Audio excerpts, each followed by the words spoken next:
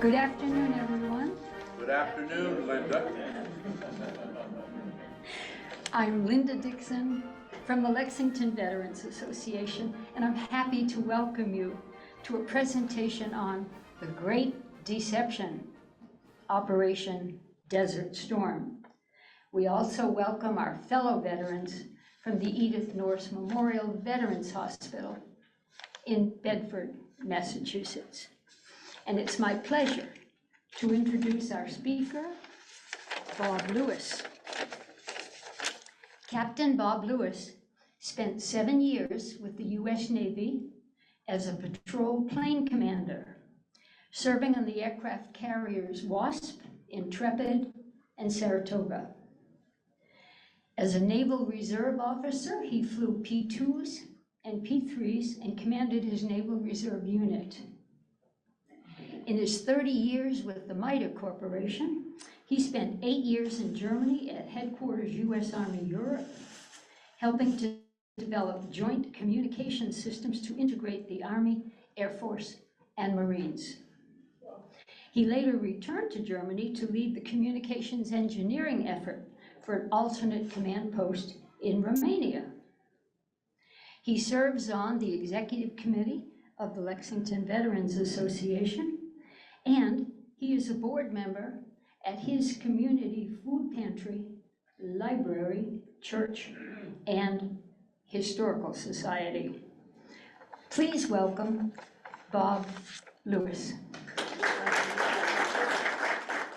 And I have this nifty tool here today, a laser pointer operated by a mouse. So this is the area we're talking about, and you can see the region, Saudi Arabia, and then Kuwait is a little country here at the very end of the Persian Gulf. Iran was over here, and Iraq just north of Saudi Arabia, and Israel just on the other side of Jordan from Iraq, and Egypt, of course.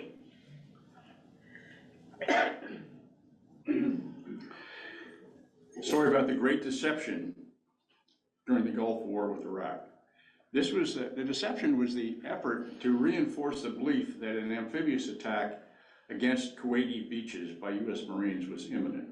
And the purpose was, we wanted the Iraqi forces to stay along the beaches so that they wouldn't get involved in the battle elsewhere.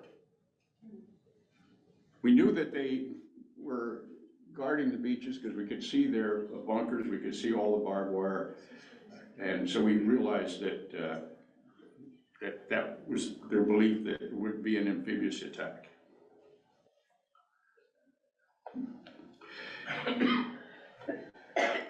On the right side, we have King Fahd, Saudi Arabia. And early in April 1990, Bandar, His Royal Highness Prince Bandar, who was the nephew of the king, received a call from his uncle, the king.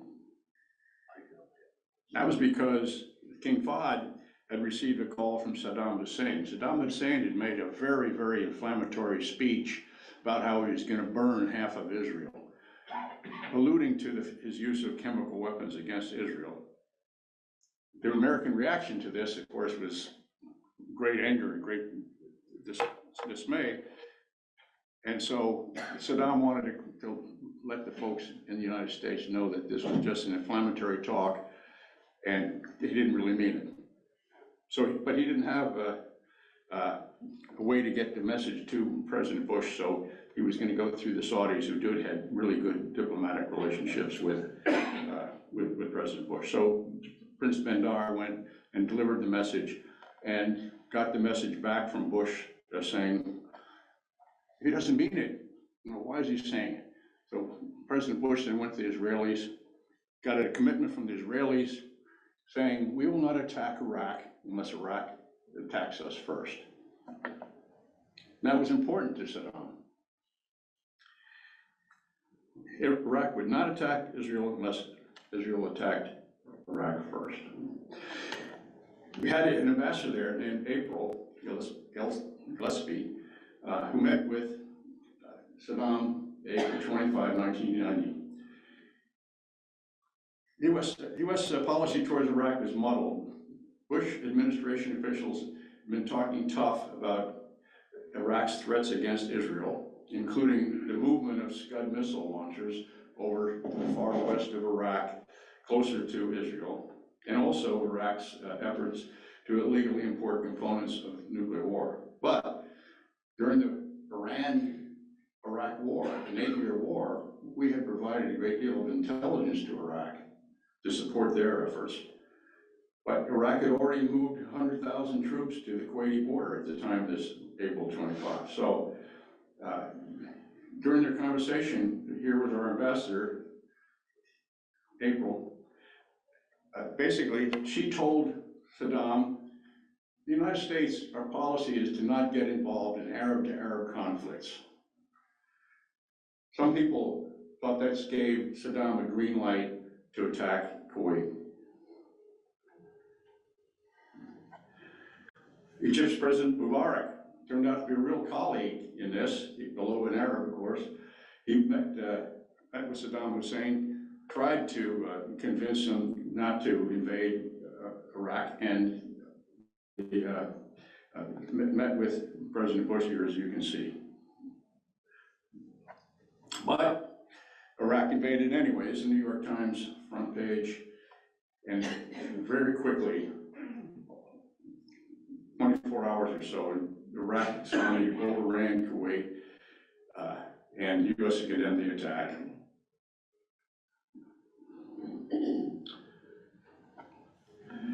Kuwaiti's tiny army was quickly overrun, but the royal family of Kuwait escaped to Saudi Arabia and formed a Kuwaiti government in exile in Saudi Arabia.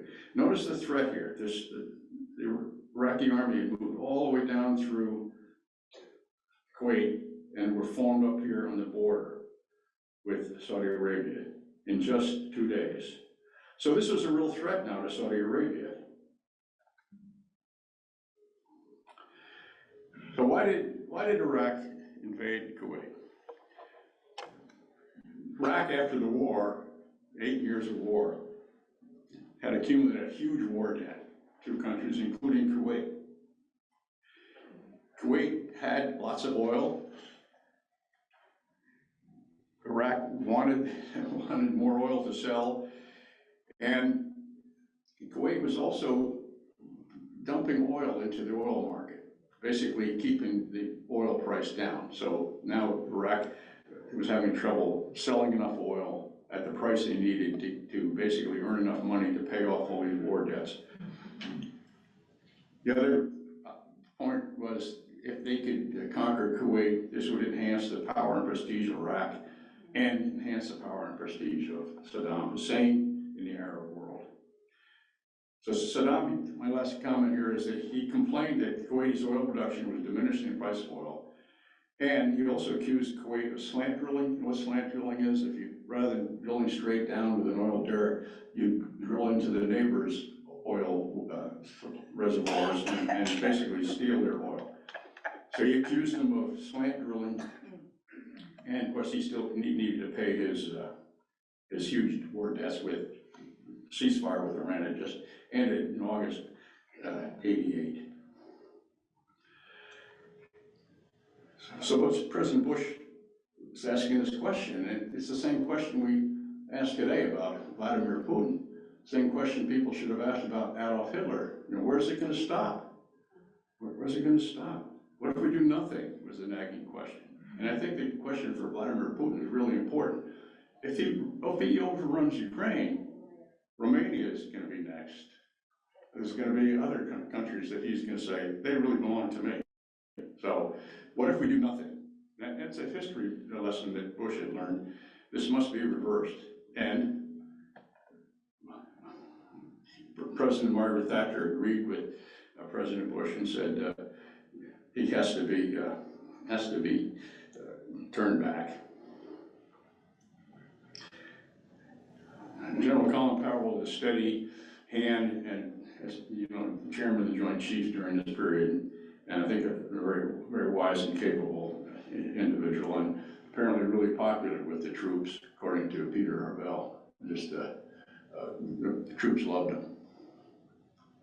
But he gave a lot of advice as to how to run the war. Now, Central Command. The commanding officer of the Central Command was Norman Schwarzkopf, 4 stars, and you can see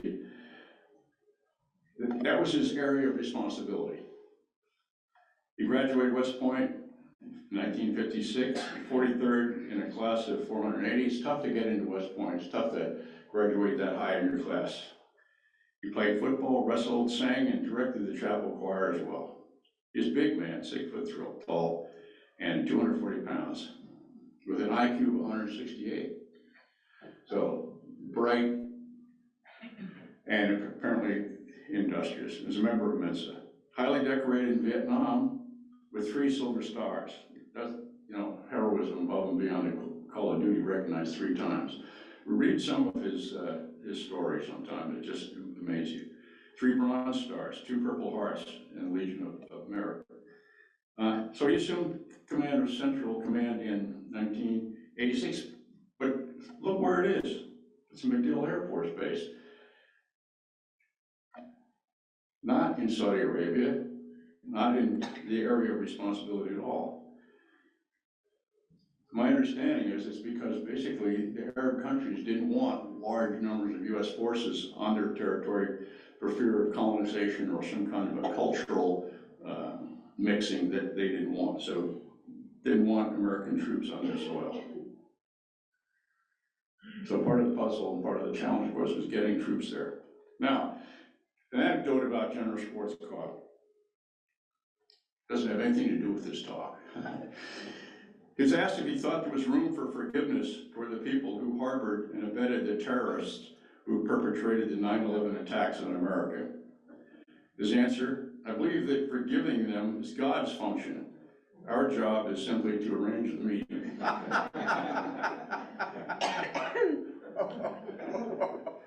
So here's the CENTCOM area of responsibility. Look how huge it is. Look, 21 nations, 560 million people, 25 ethnic groups, 20 languages with hundreds of dialects, with multiple religions. Some of the religions flowed over national borders. And of course, some of the religions internally don't get along real well with other members of the same religion. The Shiites and the Sunnis come to mind. Lots of points of potential turmoil and conflict. And of course, tremendous wealth and tremendous poverty. Another individual, the Commandant of the Marine Corps, General Alfred Gray. Look at the smile on that guy. He was the Commandant during this period, and he said at one point, there's 4 kinds of Marines at this time. Those who are already in Saudi Arabia, those who are on their way to Saudi Arabia right now, those back here in the US that soon will be on their way if they're eager to get into the fight. And the 4th kind are the guys here back in the States that don't want to go to Saudi Arabia, but they're going anyway.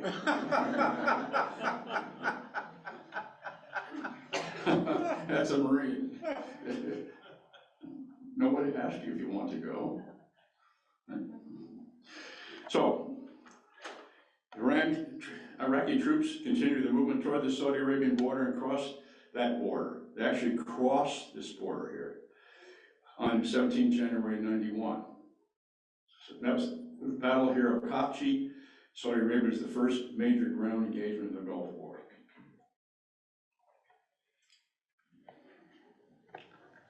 So the threat was real to Saudi Arabia. Here's Khafji. 3 Iraqi divisions invaded Saudi Arabia 29 January 91 and occupied Khafji. Khafji was soon retaken within the next 3 days. And the air power applied against these 3 divisions was devastating. The 3 divisions were basically destroyed.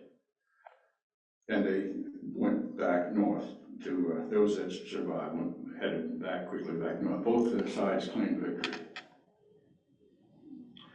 Here's some of the forces that were lined up here on the Persian Gulf, Kuwaiti border here, Saudi Arabia down here in the south, and as you can see, it curves around here. Keep this in mind. Iraq was a formidable military force. Finished 8 years of intensive combat with Iran. The fifth largest army in the world, almost 1 million men. Battle hardened, battle experienced. 5,500 main battle tanks. Soviet Union, top of the line. 10,000 other armored vehicles like armored personnel carriers. 4,000 artillery pieces and Scud missiles. Iraqi Air Force, modern airplanes, MiG-29s, Mirages from France. Extensive combat experience, large-scale experience with chemical weapons. They had used chemical weapons against Iran and against their own people, remember? They had used them against the Kurds, using airplanes to spread the chemicals. They also had some anti-ship missiles, the Silkworm from China and the Exocet that they had purchased from France. They had extensive sea mine and land mine assets, and they used them. Quite a formidable military force. Here's why, one of the reasons why I think President Bush said we can't let this stand. If Iraq conquered Saudi Arabia as well as Kuwait, Iraq would control 48% of the world's oil. That would be the Saudi, the Iraq, the Kuwait. And then notice down here, the United Arab Emirates, UAE, they have another amount apparently equivalent to Kuwait's oil reserve. So, and of course, other oil-rich countries along the Persian Gulf would also be vulnerable to an Iraqi takeover, Bahrain, Qatar, and the UAE. So, President Bush said, we can't let this stand because it's not going to stop here. They're going to go on. Weapons. We were a big arms dealer. Iraq imported close to $30 billion in weapons between 84 and 88. Probably more after 88, but I don't have doubt on that. The U.S. exported $16.3 billion in weapons during this period. The Soviet Union was the largest exporter of weapons to Iraq. Interesting that the Soviet Union joined the coalition against Iraq because they were a big customer. Now, an early plan called for an amphibious assault by U.S. Marines on Kuwaiti beaches. In other words, landing ships going ashore and unloading large numbers of Marines who would go running up the beach. But Iraq had heavily fortified the beaches against such an assault. U.S. losses would have been really heavy.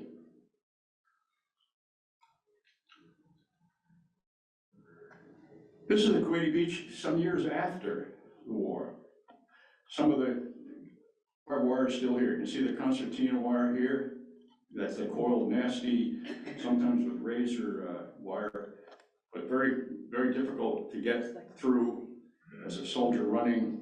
And then you can see here this, you'd have to be really slowed down. Of course, people are shooting at you while you're trying to get through here. Peter tells me that this line here delineates the mines. So you know where your mines are because you have this wire here. But of course, the enemy's going ashore, he's not going to know where the landmines are. So he's going to succumb to them. But this is just the beach defenses. This isn't the bunkers, artillery and so forth, behind the beach. So it was going to be a huge loss of American life if we tried to use an amphibious assault on the Kuwaiti beaches. So the final plan, and it did fluctuate from time to time. The final plan called for a massive, quick movement of coalition forces to the west. They can move this way and then north, into Kuwait and into Iraq. This movement is called the left hook. There would be no amphibious assault, but we had to keep the Iraqis thinking that we were going to do the amphibious assault because we wanted to tie down Iraqi troops in that area. So That's the purpose of deception, was to keep the Iraqi forces tied down near the beaches and thus not participate against the coalition forces, these guys. The Iraqi forces are going to be tied down here, get ready for any kind of an assault that was not going to happen. Another picture of the same left hook moving westward and then northward, and then coming back around towards the south to basically outflank Saddam's forces in Kuwait. No amphibious assault on Kuwaiti beaches from the Persian Gulf. Now, deception. This is a field manual regarding Army support to military deception. And it has what's called a Magruder principle, which just makes sense. Most effective form of military deception reinforces pre-existing beliefs held by the enemy. The pre-existing belief in this case was held by Iraq was that a major portion of the coalition plan to liberate Kuwait would be an amphibious assault on Kuwaiti beaches. So we want to reinforce that belief, take advantage of that belief. So, first, Central Command, of course, had to prevent Iraqi reconnaissance from detecting the left hook, because if they detected it, then deception would be null and void. So we have to keep them blind. We need to keep them from detecting it until after it was too late for an effective Iraqi response. So, air superiority quickly, blind reconnaissance aircraft, assets so the left hook would not be observed. So the first step was to destroy early warning radars near the Saudi Arabian border, to open an air corridor for the first wave of coalition bombers to fly in over Iraq undetected. There's a great book that Peter put me onto. It's called Commandos. It's by an author called Waller. Good reading, and it describes some of the story here, and it's really fascinating. So here's the early warning radars. Have one to the west and one to the east, about 30 miles apart. The challenge was at the very beginning of the air offense. Destroy these two Iraqi early warning radars all simultaneously, so they can't warn each other and so they can't get a warning back to Baghdad.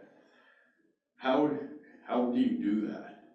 Simultaneously, at night, in the dark. Here's the Iraqi-Saudi border, and of course, US forces were down here in Saudi Arabia. So,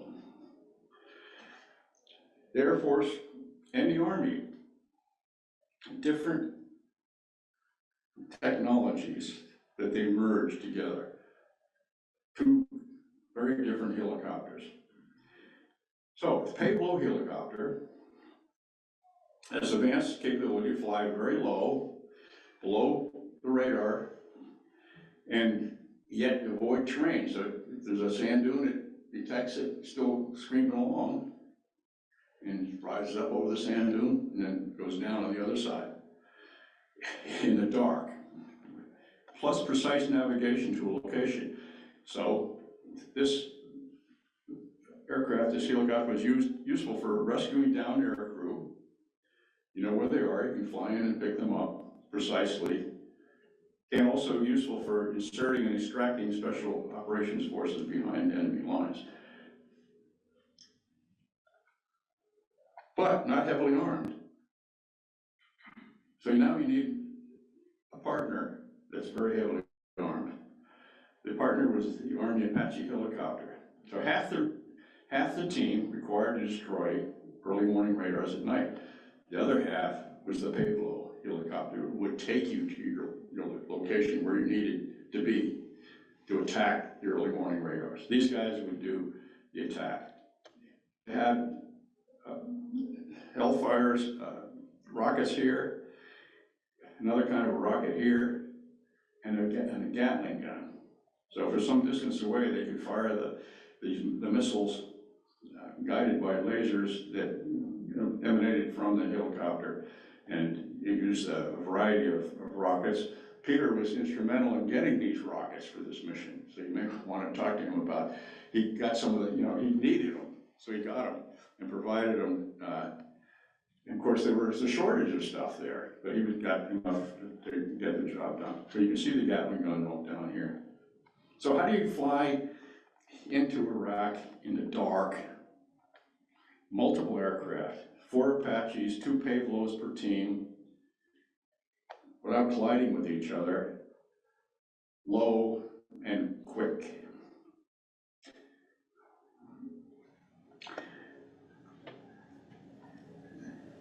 So 2 teams, 1 team to the east, 1 team to the west. 2 Pavlos in case one failed, and 4 Apaches. The Pavlos providing the navigation to the spot where they could drop off the Apaches, and the Pavlos would get out of the way, but the Pavlos would now know exactly where they were. They already knew where the targets were precisely because U-2 airplanes had flown over them and nailed down the latitudes and longitudes, so they knew where the targets were. The trick is knowing where you are. So when you turn on your sensors, sure enough, the target's there, not somewhere else. So that was extremely challenging. So they make many practice runs out over the Saudi Arabian desert working out how to go about this. Because of course they can't use a lot of radio communications. The enemy will hear those and know what they mean, know somebody's out there. So, they would attack undetected, the 2 Iraqi early warning radar systems. The goal was at the exact same instant. Different distances, so the navigation has to take into account the different distances and different terrains for the 2 teams to get there and start the attack at the exact same instant. It's very, very challenging, I think, especially in the dark. So, 17 January 1991 at 2:36 Baghdad time, AM, on a night selected because it was moonless. Desert Shield entered and the air campaign of Desert Storm began. Pavlos, flying lead, would get to the exact Apache start of attack position and mark that spot for the Apaches. The Apaches would move in after the Pavlos got out of the way. Apaches would hover over this spot and initiate the attack. But how would the Apaches know what the exact spot was? They came up with kind of a low-tech solution. It worked. It was to get some chem lights, those little tubes, you bend them and they emit some light. You got bundles of those, put some duct tape, of course, to hold them together. And then when the pilots of the payload said, throw that thing out, then the tail gunner would throw this thing out, it'd be there in the sand, and the Apaches would then move in over that exact location, and they would know exactly where. They didn't have to use the radios, and of course, it was stationary while the payloads got out of the way. Anyway, it worked. And so, to reiterate this, the payloads lead the Apaches to here at 2:37, mark the spot with the chem lights, and get out of the way. The payloads waited down here because they had a rescue medical personnel on board the payloads, so in case one of the Apaches got shot down or had an equipment failure or something, then the payloads could pick them up. And so here I have the 4, I just did one of the early morning radars here. We had the 4 Apaches in position. They turn on their sensors. They detect the targets out in the distance in the dark and move in close enough and light up the targets with their lasers and then fire the hellfires. And it was extraordinarily success.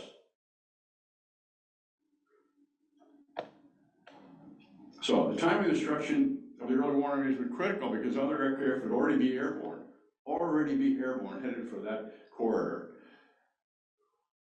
racing towards the border. So the payloads launched at 1 o'clock in the morning.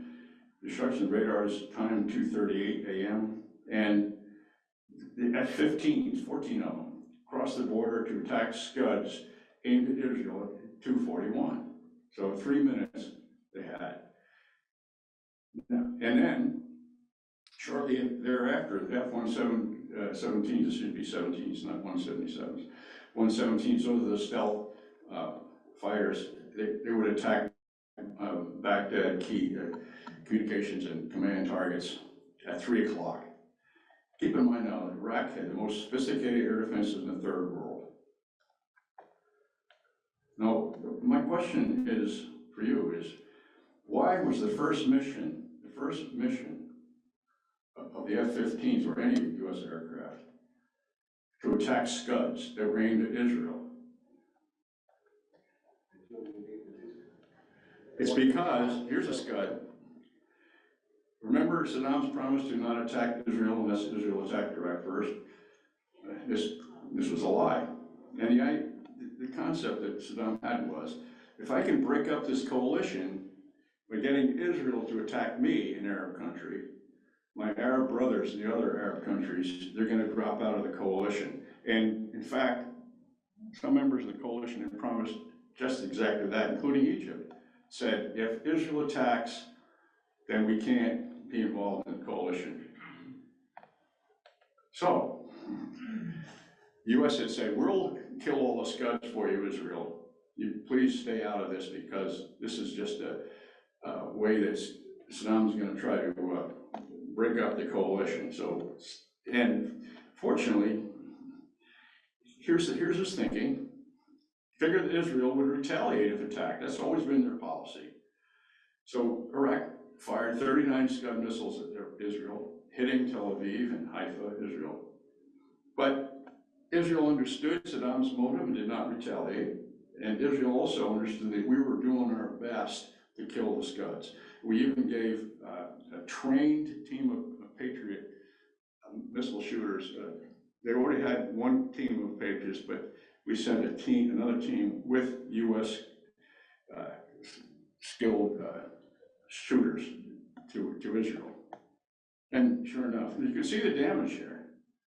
And this is Tel Aviv suburb.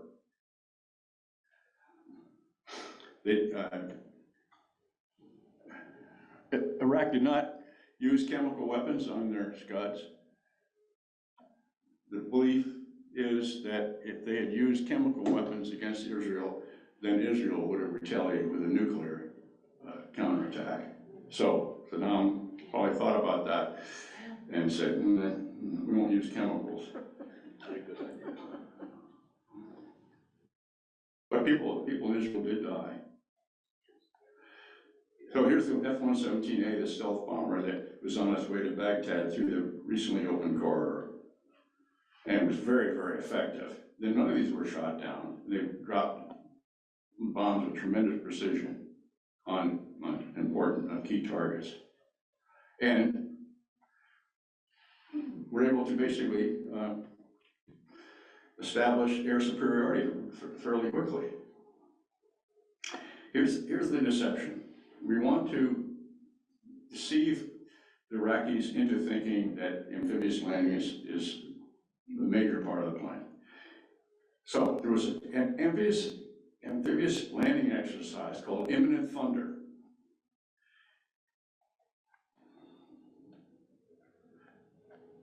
It's the first deception I'd like to talk about, the amphibious assault against a Kuwaiti beach deception. So there's an exercise called Imminent Thunder, November 15, 1990, about 100 miles south of Kuwait. Highly publicized because, of course, we wanted Saddam Hussein to know about it. Because we wanted to convince him that, yes, the amphibious assault is still a major part of our plan. You keep building those bunkers along the Kuwaiti beach and keep 80,000 troops there to repel our assault. Was there a risk to this? Was there a risk to having this exercise? It's only 100 miles south of Kuwait, and the Iraqis knew about it. There certainly was a risk. The risk was huge, and thanks to Peter, who reminded me about this World War II event, which was that a World War II exercise in 1948 called Exercise Tiger. The central planners now back in Saudi Arabia in 1990 remembered this disaster, the World War II exercise Tiger, understood the risk, considered it, and mitigated it. So here we have some photos from Exercise Tiger 1948. Before they stormed Utah Beach on D-Day, U.S. 7th Corps held a dress rehearsal against the British beach. Just a rehearsal against the British beach. All the landing ships are lined up, all the soldiers are in their landing craft, and a bunch of German E-boats, which is a fast torpedo boat, like the ones that John Kennedy skippered, PT boats. They attacked during the exercise. The defense for the exercise was completely inadequate. Here's one of the E-boats, fast and armed with torpedoes. So, 729 American soldiers died during an exercise, this Exercise Tiger. So the Central Command was aware of this, so they implemented his huge defenses, airborne and seaborne, to protect this exercise from any kind of an attack. One of the things they had to do, of course, was they had to, here's some of the ships that were part of the imminent thunder exercise. Landing platform, helicopters for helicopter assault, carrying the Marines ashore on helicopters. And this is the modern kind of LST. It doesn't have the big flat bow, because that kind of ship moves too slowly to keep up with the rest of the fleet. So the modern LSTs have this massive device, but a regular ship's bow, so it can move 20 knots. Now, another serious threat to the exercise was Iraqi anti-ship missiles. They had two different varieties. The Exocet purchased from France and Silkworms purchased from China. And they had used these. They had used these before. They fired Silkworms at the USS Missouri. A couple of them. One of them splashed ashore, and the other one got shot down by a destroyer, a British destroyer that was accompanying the Missouri. But the point is, Iraq had them and used them. And Iraq had used Exocets extensively against Iran during the Iraq-Iran war. Here's the Exocet. It's carried by air. The Silkworm is for fairly short range, and it's land-launched. Probably out of range for where the imminent thunder exercise is being held, but certainly not out of range of an anti-ship missile delivered by aircraft. And remember, these Exocets were very effective during the Falkland War.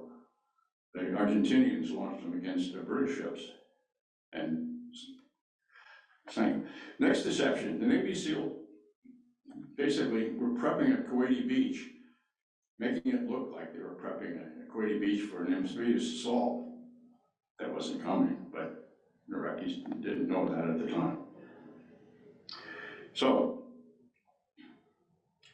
deception effort, SEALs go in close to the beach, they blow up obstacles, they put in channel markers and so forth for the amphibious assault that's coming, and that's some of the things that the Navy SEALs did. And Peter knows some of these SEALs, matter of fact. Okay, so at night, and they did this multiple times, not just one time, not just the night before the ground war was supposed to start, but they practiced this all the time. At night, they had these E-boats, and one book says it had two 1,000 horsepower outboard motors on each one of these. Carried the SEAL team from their base in Saudi Arabia north on the Persian Gulf to just offshore Kuwaiti beaches. Scooting along at 40 knots in the dark, but tethered mines were a huge risk, of course, in the dark, but had to be basically ignored.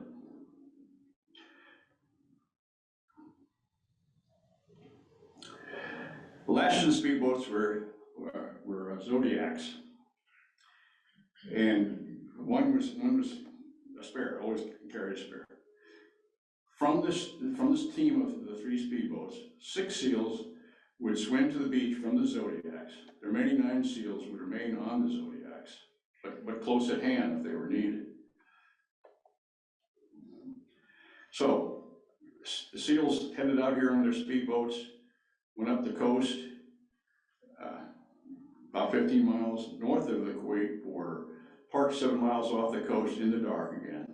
From here, the SEALs would motor in on the Zodiac. The Zodiac's a very quiet, little 35 horsepower motor, to a point about 500 yards off the beach. Drop the team of swimmers. Swimmers would swim with pushing their haversacks full of explosives towards the beach. And no, I'm gonna go back. And then this is spread out, water about a foot deep. Set the timers on their explosives to go off after the tide had gone out.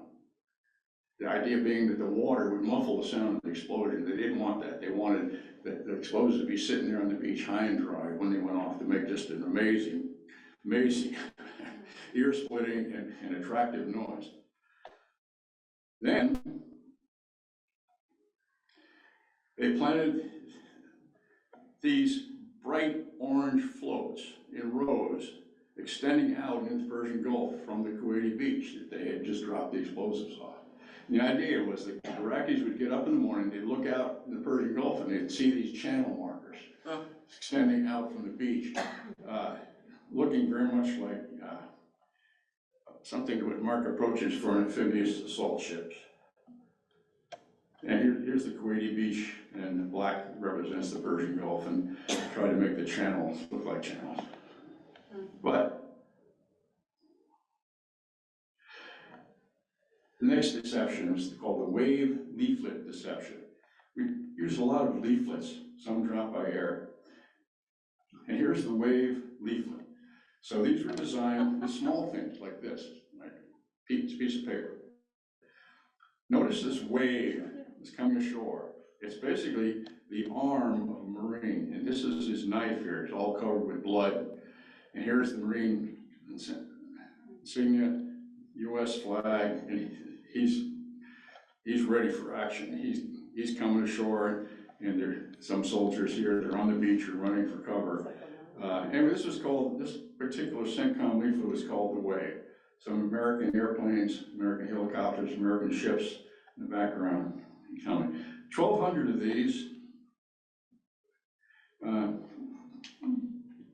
were placed in empty plastic bottles. Peter tells me that they had a large number of Pakistani refugees that had kind of come down into Kuwait, down into Saudi Arabia, driven out when the Iraqis invaded Kuwait. And so they were put to work putting these leaflets, 12,000 of them, in empty plastic water bottles. Plenty of those because the soldiers were drinking a lot of water. And then placed in the northern Persian Gulf where the wind, waves, and tide would wash them ashore on Kuwaiti beaches to be found by Iraqi soldiers. One historian says that they were placed there by a known smuggler. Okay, now, another deception was something called Task Force Troy deception. This was a ghost army, and we remember ghost armies from World War II. It was a 460-man unit made up of only 5 tanks, several wheeled vehicles which drove around making lots of noise, and they were made up of elements of Marines, British Army, and the 4th Psychological Operations Group Airborne. So notice these giant loudspeakers on the side of this armored personnel carrier, broadcasting various kinds of messages. Now, they're given responsibility for the area of the Kuwaiti front that normally would have been covered by a full division. Goal, of course, was to deceive the Iraqis that Task Force Troy was a much larger unit. Unit played tapes of armored vehicles, trucks, helicopters landing and taking off, and this confused the Iraqis as to the size and location of the force. Oh. Okay. Now, the next deception. If the battleships were going to bombard the Kuwaiti coast here to eliminate some of the obstacles, eliminate some of the bunkers, they would first have to have a way cleared through the minefields to get them close enough. So, one of the first steps was to clear some of the Iraqi minefields. so battleships could move to within range of the defenses. And of course, you have the battleships as part of the deception, basically softening the defenses on the beach so that the amphibious assault could start. So the battleships were part of the amphibious assault deception. So the mine clearing became part of the amphibious assault deception. But of course, they really were a serious threat. And here's a map of one of the Iraqi naval mine fields here. So they had to punch a hole through this so they could get ships up here.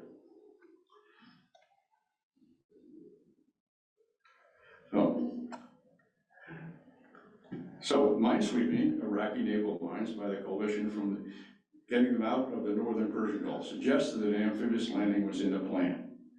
The mine-free channel for the U.S. battleships also suggested a bombardment by the battleships of Iraqi fortifications along the Kuwaiti coast was part of the plan. In fact, the U.S. battleships did use the channel for bombardment.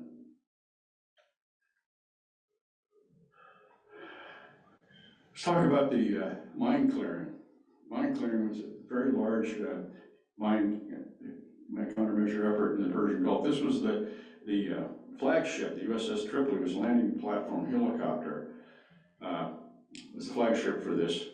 And it, in fact, during the mine clearing operation, did in fact strike a mine. So the mines were a real hazard. The Princeton, its mission at this point was to provide air defense for the mine clearing operation. So it was up there with the mine clearing ships, and it also struck an Iraqi mine.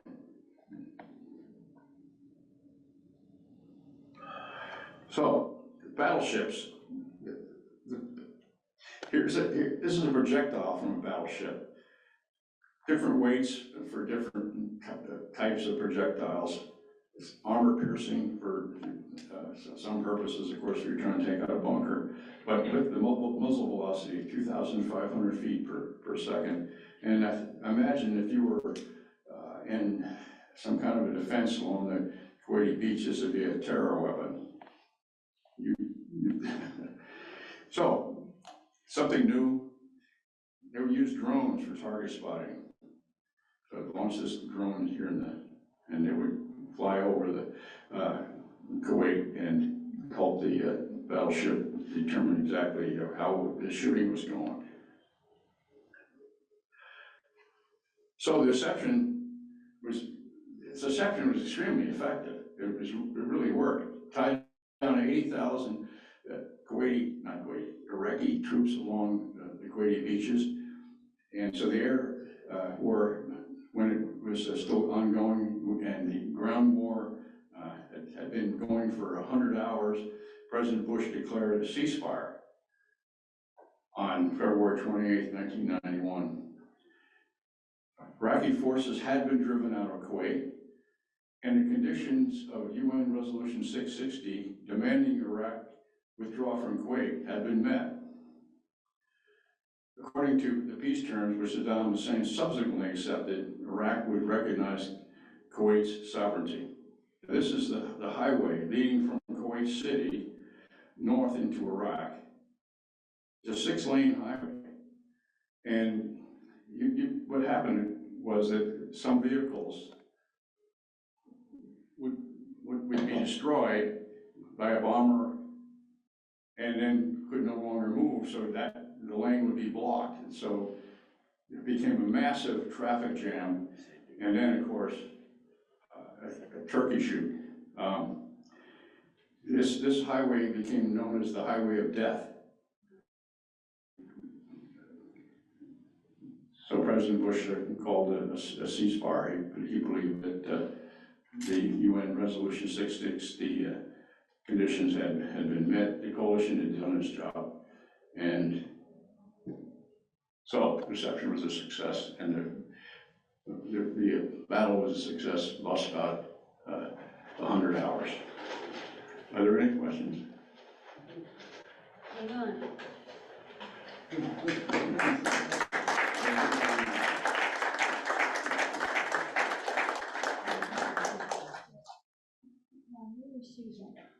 Look, maybe we can turn the lights up a little bit. Here, Gresh, you take this, Okay. go to the other side. All right, we are ready to entertain questions. We'll start here with Bill, Susan, and Gresh will take the other side of the room.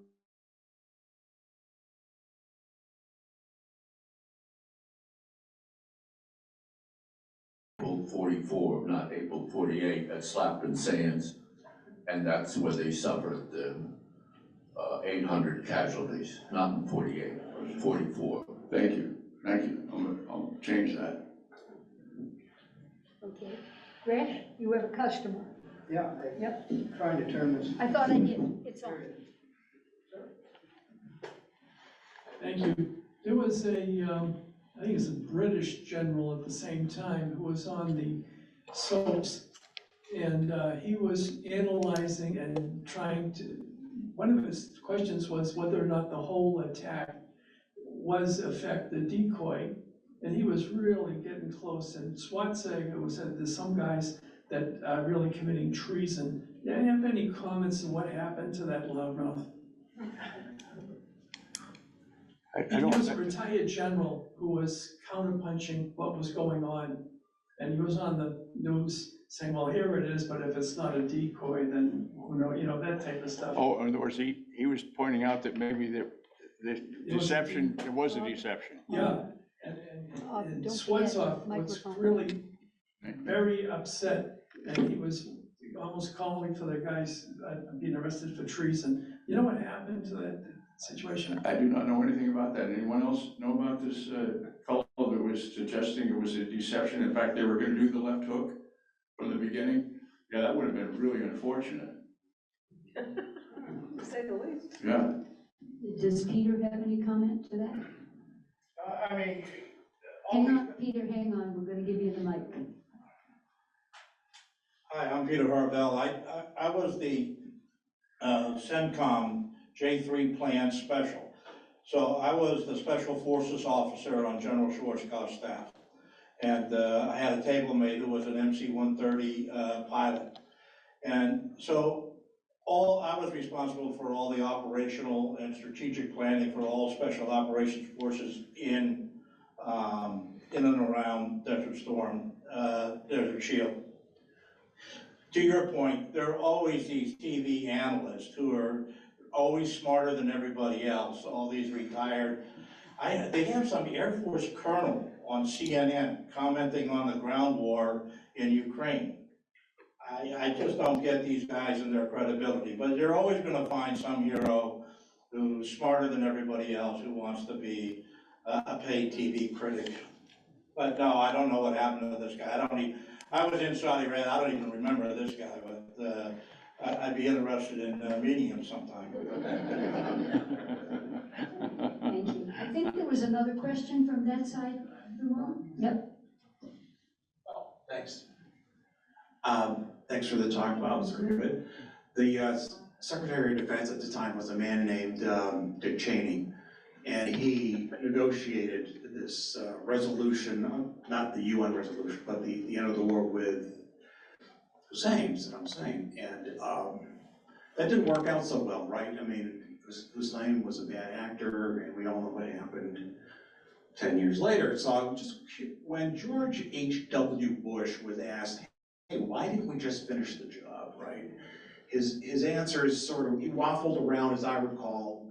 It was, well, the Arab states don't want us to, or they're gonna finish the job, or, you know, it's UN Resolution 668. Just wondering what you thought of the outcome of that negotiated settlement, and whether Cheney, there's a body of work out there that says Cheney was so angry about this that this is what precipitated the second war. He was angry about Basically the ceasefire at that time, you mean? The way that Hussein acted in bad faith. I think Peter's the The answer. whole premise of the ceasefire, I mean, we were all kind of gobsmacked that this thing had gone so well. We kind of had an indication at that, when Bob was talking about the battle at Kaftin, we thought it was a probing attack, and we weren't quite sure how this was gonna turn out. But this was the Iraqi main attack at us, the coalition. And we discovered that A, they were totally inept, and B, that their artillery, which everybody thought was really quite well rehearsed after 8 years of war, was extremely inadequate. So the Arab coalition then got an idea that, boy, these Iraqis and their 8-year capability, the 5th largest army in the world, these guys are really, really bad. But at the same time, we realized that Saudi Arabia has 2 armies, the Royal Saudi Land Forces and the Saudi Arabian National Guard. And the reason they have 2 armies is that the king likes being the king. So he has one brother in charge of the Saudi Arabian National Guard and another brother in charge of the Royal Saudi Land Forces, so that the one brother with all the guns isn't going to be king. So when they hit the coalition, boy, the Saudis took off. It was a horror show. And it took us a couple of days to get enough Marines up there to clean it all up. And the Iraqis suffered tremendous casualties. So that gave us kind of the idea that this was going to be okay. We were going to, but so the big thing that we understood, there were 2 centers of gravity to Iraq. The first being Saddam Hussein, and the second being the Republican Guard. If we destroyed the Republican Guard, could Saddam Hussein stay in power? Because there was a big conflict within his own country. He was from the minority sect, the Shias and the Sunni. So was that the point? So we set out then with the left hook to make the Hail Mary, to make the destruction of the the Republican Guard. Any Marines here? Okay, we can talk bad about them now. The point being, I think an amphibious assault, although the Marine Corps pushed it, because the Marine Corps budget depends on the ability to do amphibious assaults. But I think the last amphibious assault we're ever going to see is the Falkland Islands. There was none at all appetite for an amphibious landing in Kuwait. None, zip, nada. Because one, the expense, and by the time we got done pulverizing the beach, which was right in front of Kuwait City, it just would have been a disaster. There was no need for it. And although the 4-star Marine, Boomer, he wanted it so bad, it wasn't gonna happen. It just flat isn't gonna happen. So then Cheney, we get down and we are just gobsmacking the Republican Guard. They never seen anything like this. We start shooting at them at 4,000 meters, and the best these T-72s can come up with is maybe 2,000 meter shot. So it wasn't happening. The famous Battle of 73 Easting, where a squadron of Cav guys rolled through a couple of Republican Guard divisions, is a famous story. Now that guy is also on one of the networks as a McMaster's. He's also on one of the networks. That guy, I believe, McMaster, when he did 73 Easting, tremendous feat as an armor captain. But we got to the point where we had crushed them. And now we're starting to see a lot of these pictures come out. This Highway 80 is the mile of death. And the problem with that, the way that picture is, there's all these vehicles stuck out in the sand. And that's because they had looted Kuwait City, and they were trying to get back to Iraq with all this stuff. So when we got to Kuwait City, you get to the automobile, you got the Cadillac dealer. And all the Cadillacs were up on blocks, because they stole all the tires. They couldn't figure out how to do the electronic ignition, so they stole all the tires. Yes. By the time the smart guys came and figured out how to do the electronic ignition, there were no tires. Yeah. And the batteries. It took them 3 days to break into the Kuwait National Bank.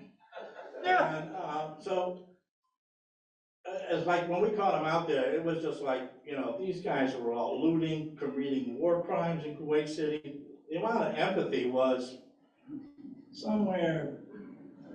So we let them up, but then when it comes on the TV, oh my God, you got all these disaster is, the American public started to think, well, are we winning too big? So it became a big battle. The White House wanted to end it. Colin Powell called up and said, hey, are we done? Can we finish this in 100 hours? You know, sure, the Israelis had a 6-day war. We could do it in 5. 100 hours. Can we do it? Do you want to do it? What do you think? And basically it became a political decision. The White House said, we're going to end at midnight Washington time. That was sometime in the morning, our time. And we ended the war. So we accomplished our mission. We destroyed the Republican National Guard, Republic Guard. We got everybody out.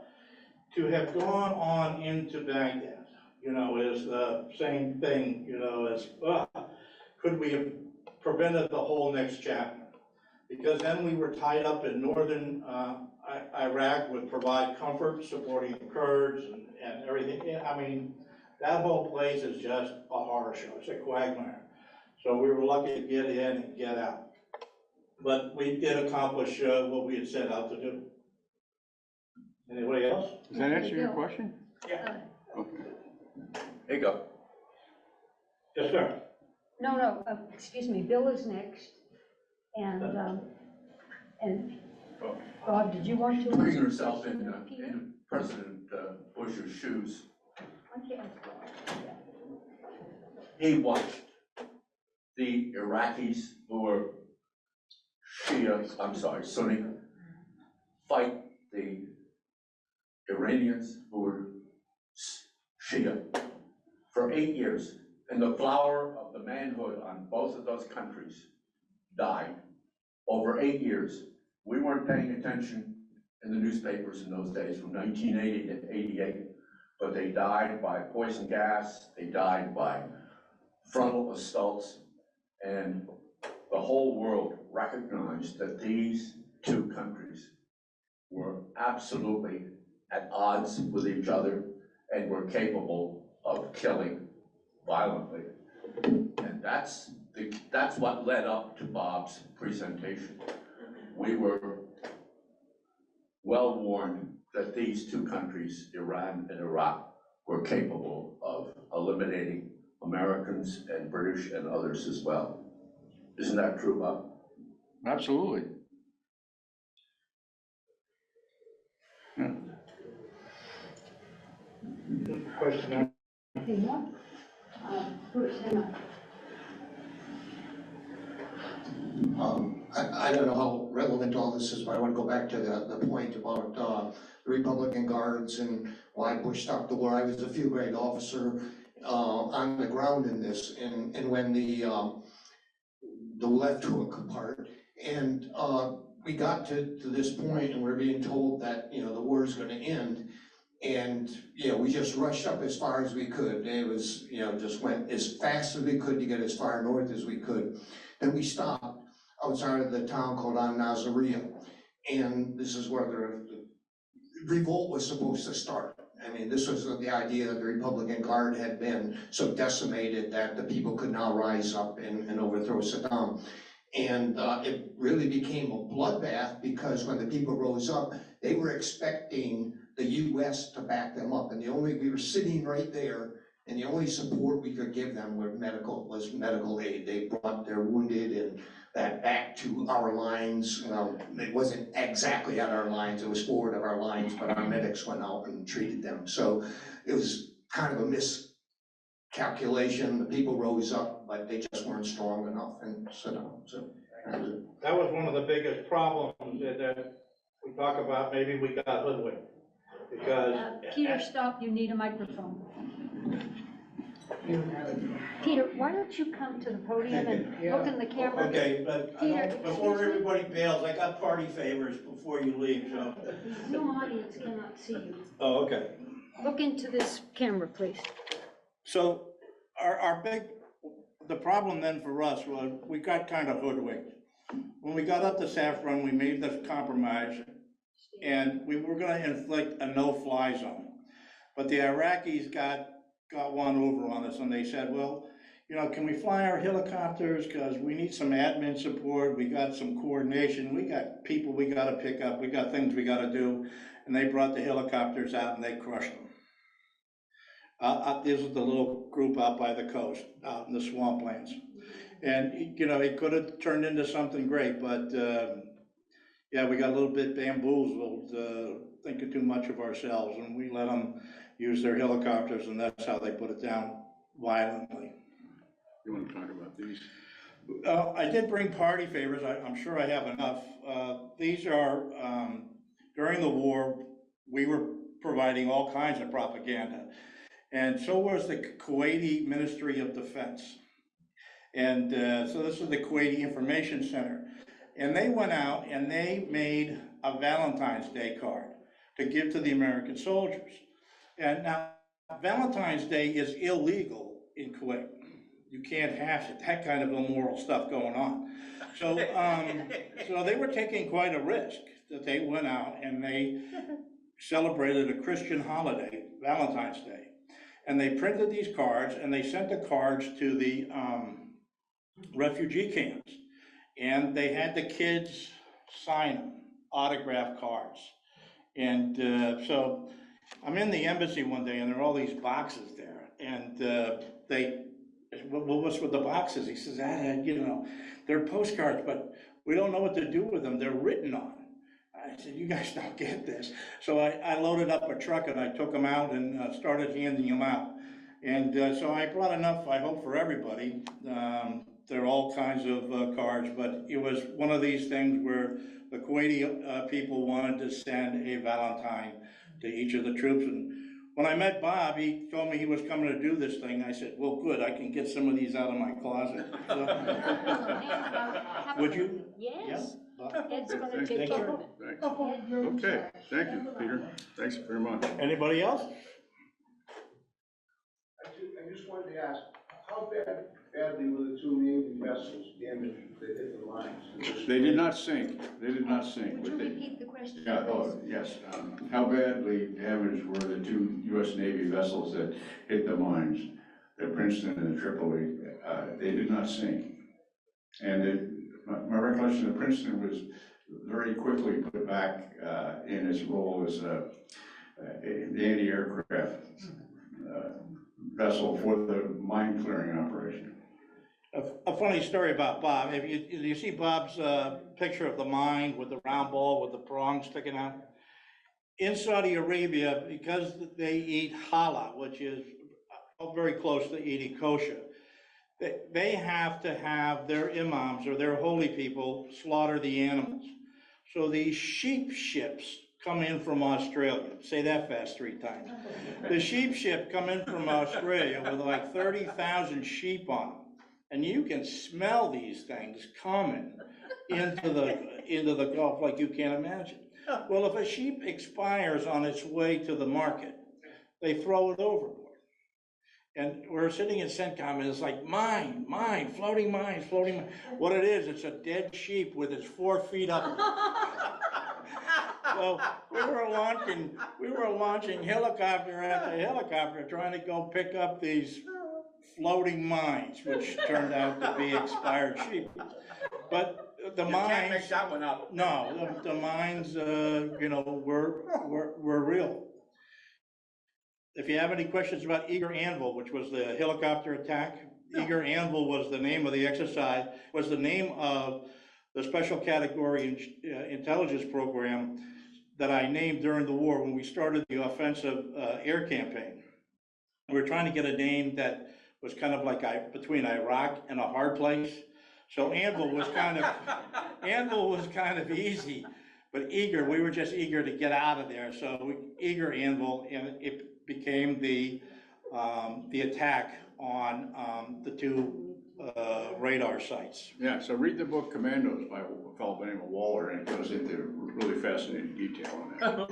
Thank you very much, Time for Peter. 1 or 2 more questions. Gresh, you have one, hang on. Yes. Here's the mic. gentleman who was there. Gresh, don't talk yet. Here's the mic. Yeah, right. Our expert who was on the ground at CENTCOM, Yes, sir. what was it like during the day? Are you sitting there and talking directly to tank commanders in Kuwait? No, we're echelons above, like the gentleman here, you know, we would never meet. I was what they, well, I guess we're not allowed to speak French in a meeting like this. Of course you Take the are. mic, Yeah. take the mic. But I was what they would call a renf, and so my normal day was like 12 hours on, 12 hours off, and we would sit there and we'd be on the phone with, I would be on the phone with this guy called, his name was Colonel Jesse Johnson, and his name was, well, we called him Cochise, but not to his face. Cochise was Native American, Jesse Johnson, and he won the Silver Star at Eagle Claw in the Iran rescue attempt that failed in the desert and never got blown up. It was Jesse Johnson that got everybody out. So Jesse Johnson was the commander of SOC CENT, and that was all the special operations were actually under Jesse's command. He had all the tactical deployment. So he was the guy talking to all the people on the ground. I would talk to his staff, and his staff would talk to me to coordinate all this stuff. So when we did Eager Anvil, they would call me up and they would say like, okay, we got the Pavlos, but can you get us the good ammunition?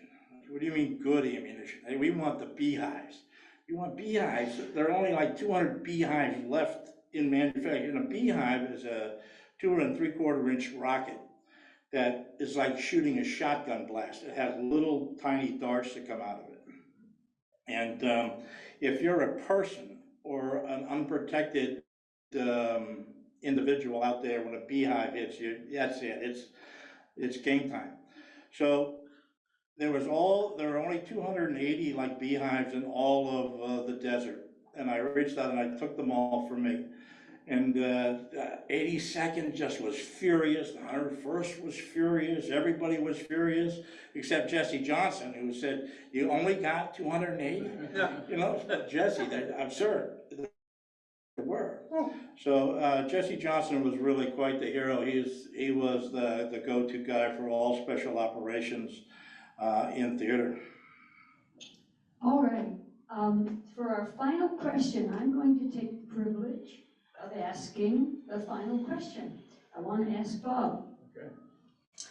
You spent the majority of the time today describing the deception plan, what the coalition actually did not do.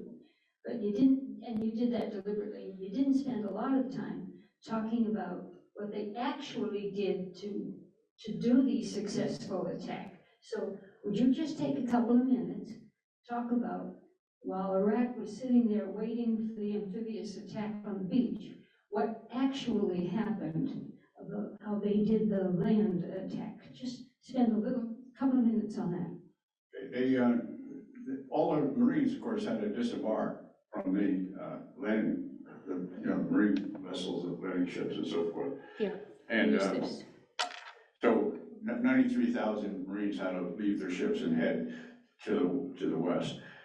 There was a large, if you recall the stories about how Saddam had built these trenches that was filled with oil and minefields and huge berms. So tanks equipped with bulldozers and so forth moved far to the west. I think it was 250,000 personnel were moved quickly to the west, and teams built tracks, corridors through these minefields and over these berms, and so that's what they did. 250,000, including their vehicles, plus of course, tremendous amount of fuel, food, water. So the logistics was incredibly well done. Okay, Thanks. so.